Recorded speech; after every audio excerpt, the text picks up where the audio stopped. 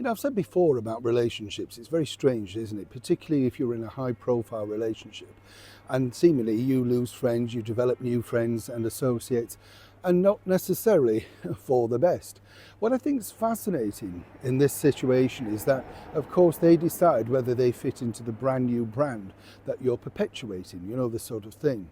Even when you look back many years ago, of course, Richard Burton famously said that he left a lot of his friends behind because they weren't necessarily the sort of people that his then wife, Elizabeth Taylor, really took to. His previous wife, of course, Sybil, got on very well with him, but that's what happens. Now, some people might say this is exactly the same thing that's happened to Prince Harry and Meghan Markle. You see, she seems to have obviously ostracised him, not just removed him from his family, but removed herself from her family. And as I've told you before, there's a bigger picture there. That's because he can't ask questions then about her past, whatever she's told him. I truly believe that. You know, that's what happens. I've seen this many times with celebrities. They don't necessarily want their background to come out. Now, of course, the mother will become pliable. She will do exactly what Meghan says because, quite frankly, she's living a wonderful life, as ever, allegedly. But what's fascinating here is now people are starting to speak out and actually say that, yes, they were dumped by Prince Harry.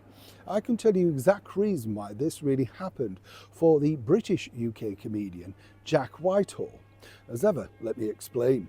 Morning, nice to see you. Thank you so much as ever for your time today. Lovely to see you today.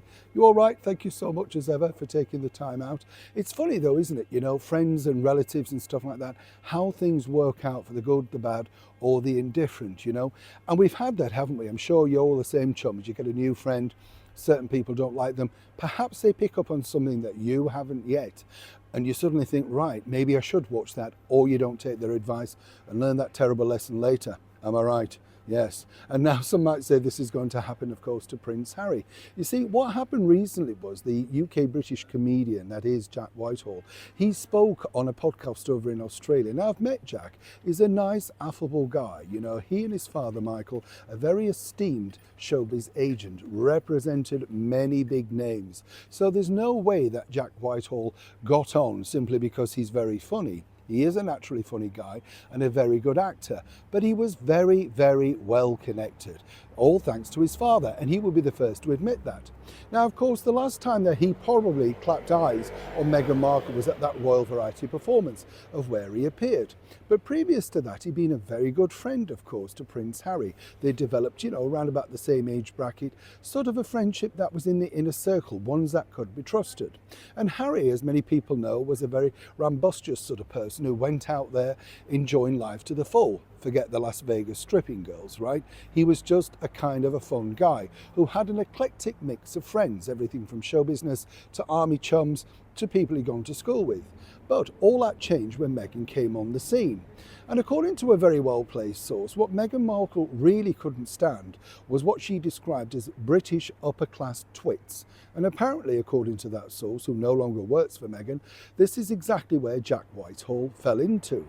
And what she didn't like, and what she managed to sort of perpetuate in Harry's mind, was that he was making fun of them. No, you know, it wasn't comedy by calling him ginger nuts and stuff like that. No, this wasn't kind at all. He had to rethink where the relationship was going.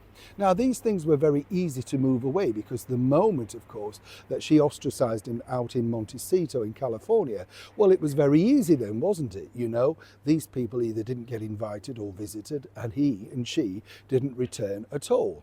Now, what was fascinating about this situation was, you know, you look at the people, and if you look at the guest list of people that went to the wedding, we all know many of them were simply there for further fetch, you know, for connections. But you see, for Harry, what he's lost is a bigger picture. And Jack Whitehall is just a famous face that really has been, you know, strong enough to come out and say, well, I was dropped, but he didn't know why. Jack does know why, because he didn't connect with Meghan. She has no sense of humour, doesn't understand the British way of irony, and simply thought Jack could be a problem. Because Jack was a problem, is now out of the picture. So if Harry was, you know, worrying about exactly what happened to Jack, thank your wife. Neil Sean in the very heart of London.